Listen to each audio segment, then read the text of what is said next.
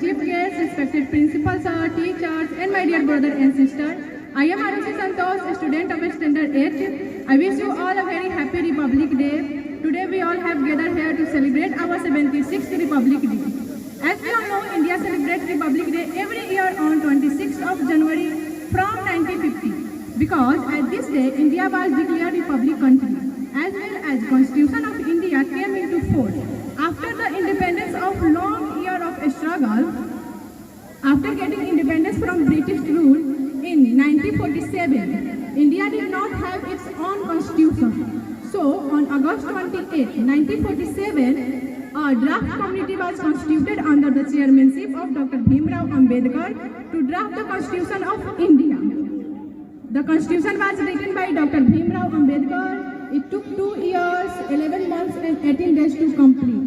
Then the Constitution came into force on 26 January 1950. Since then we celebrate this day as Republic Day. Republic means that the supreme power of people living in a country, and only public has right to elect their representative as a political leader to lead their country in a right direction.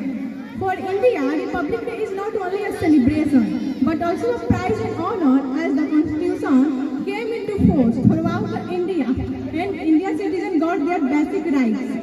Today, we are living in a freedom country without any pressure in society. That credit goes to our brave soldiers, freedom fighters of the Indian freedom struggle.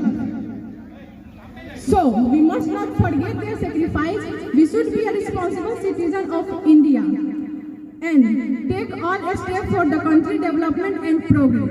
Let us all pledge today to do all possible efforts to make our country free from problems like terrorism, corruption, inequality, etc.